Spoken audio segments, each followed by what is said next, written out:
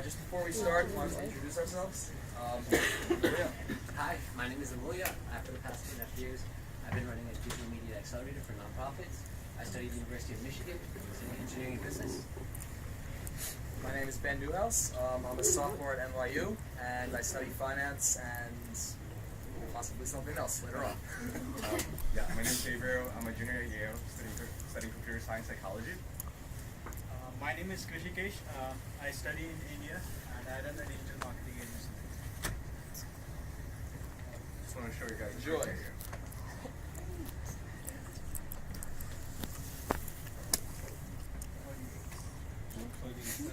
Audio? Yeah.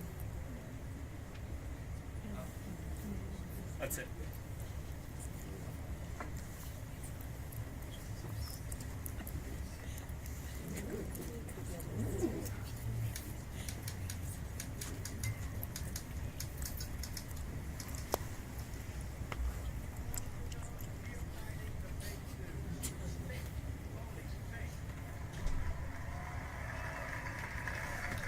Because they have no sources, they just make them up when there are none. Ever wonder what fake news?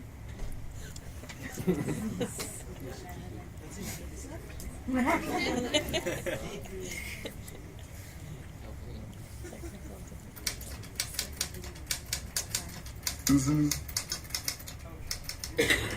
You are fake news. All to know that we are fighting the fake because they have no sources.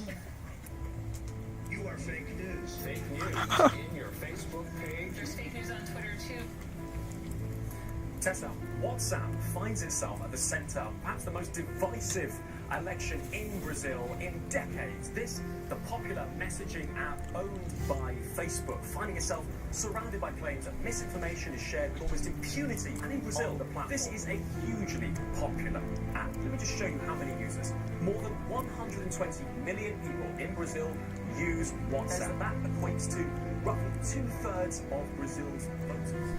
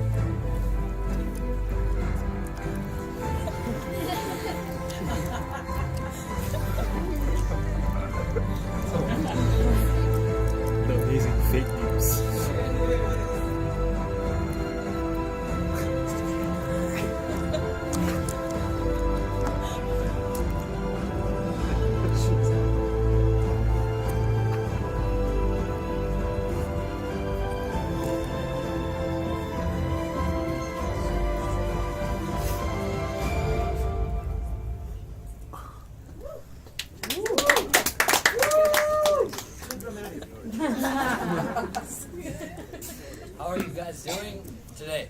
Great. Good. Our name is Project Pinocchio, and we're solving a major problem. And that's fake news forwards are really a viral tool for misinformation, for politicians in developing countries to actually divide their own people and spread fake news and influence their own population with misinformation. Now these messages are not harmful. For example, look in 2018 with the Brazil election. These messages were used to sway the entire population's vote.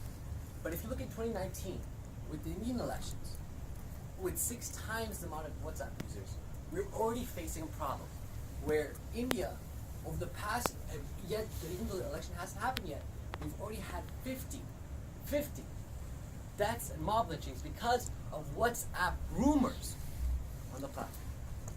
This is a problem we're addressing today. So we asked a question, a simple question. How can we use this forward? A forward previously used for evil and turn it into something good. And so our solution, Project Pinocchio, is an app and chatbot to enable anyone to find, verify, and share true news in a matter of seconds, natively on WhatsApp. So meet Krish. Krish is a college student from India, and this is his first time in Tel Aviv. He has a large WhatsApp group chat with his family. So this is his real family WhatsApp group with about 50 people, and his uncle Patel has recently shared a fake news story. And this is not just impacting Krish, this is impacting the other 48 people that are in the WhatsApp group. But Krish doesn't know what to do. He knows he wants to do something, but he doesn't know how to combat this fake news. So it's simple. He types the fake news into our Pinocchio chatbot, just like this, and it returns either true, false, or suspicious. And then, instantly, Krish can forward this verdict back into the WhatsApp group. Krish then goes onto the Pinocchio app and joins the community of like-minded, socially aware millennials who are interested in empowering people to share true news and not fake news. So here's a little demo of how it works. He'll go into the app, he'll type the news, he'll see it's verified. He can then read more about it. Or you can search for trending verified news or trending fake news. And just to make it fun and incentivize it a little bit for Krish, we have some points for him. Because everyone likes points.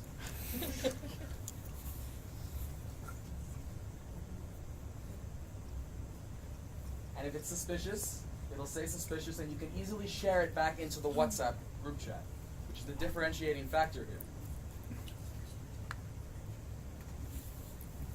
So when we built this app, we knew that people are unable to change their minds, even when confronted with evidence that counters their beliefs. So our goal, let's say we have Krish's WhatsApp group. Our goal is not to change Patel's mind. Patel is stubborn and he's never going to change. But what we can do is we can change the other 48 people in the group chat. We can make sure that the fake news doesn't spread to them. Now, keeping that social psychology in mind, we have a few really interesting product differentiations we want to talk to you about today. So the first thing is, if you jump back to the video for a second, the video was talking about that WhatsApp, its messages are encrypted end to end. That means you can't create a solution that's on top of WhatsApp. So we built a solution inside WhatsApp. We created a protocol layer that works within, completely native to the problem, within WhatsApp. The second problem, that second unique product differentiation that we had, was some of the engineering. We took a model that was performing at 55 seconds per query, we brought it down to 5 seconds. We built, yes, please. We took a rep table because we understood, we built a new aspect to the model where we understood that not all sources are equally measured. So New York Times and BuzzFeed shouldn't be weighed the same, and we'll talk more about that too. We have about 80% accuracy for individual stance detection. And finally, one thing I want to talk to you about today is the business model. Here's what gets really interesting. Now, if you jump back to the video one more time, you'll remember that in countries like India and Brazil, 6 out of 10 people actually inform themselves about the news via WhatsApp. So what if we could provide a business model, a simple API, plug and play, that any New York Times, Times of India can just plug in their platform and have a native presence, a local consumer play on WhatsApp. Right? That's powerful and that's super cool, and we can enable that. So can you move to the next slide, please? Right. So there's a lot of apps around here that do there's a lot of competition basically, but Google and Snopes they require many clicks, right? So you have to go in and do it yourself. Our app, Project Pinocchio, uses machine learning, and it requires few clicks. As you can see in the demonstration, it requires 2 clicks, and then instantly you can forward it back to the WhatsApp group. We're also using a number of APIs and frameworks. Some of which is TensorFlow, Twilio, Outflow, Figma, which is the way we designed it, Python 5, IBM wants. There's so many things. We can jump over to the next page. This is some more technical side. And I'll try to walk through this more generally. So you send in a query from WhatsApp that gets transported to Twilio. So that's where we run our protocol layer. Once we now have the claim, we actually do tokenize the script through IBM Watson, so that deploys the keywords. Once you pull the keywords, you're able to call event registry, which is basically how we find and source 500 articles. And with those 500 articles, we run, next slide, we run model predictions. So we take those 500 articles, and with respect to each stance, we basically give a score. So 1 or -1 for agree or disagree. And then next, we actually run, here's where it gets really unique, we run a reputation table because that values each source differently. So New York Times maybe has a very strong 0.8, but let's say BuzzFeed has a 0.02 or -0.02. That's, so when you multiply those and then you add it up, it very much affects the score, which allows us to have a very strong, significant score in the end of our feature, which makes us a lot stronger than traditional NLP analysis that's used for this kind of project. Next slide, please. So how are we going to market this, right? So the first thing we're going to do is partner with local governments and create ads to target the population in those populations. So some prototypes that we've been thinking of, for example, Israel. Israel cancels Eurovision. Now that I got your attention, this seems a bit suspicious. Scan the QR code and message me on WhatsApp to discover the truth. And for every country, it's going to be something different. So America, Brazil, and India.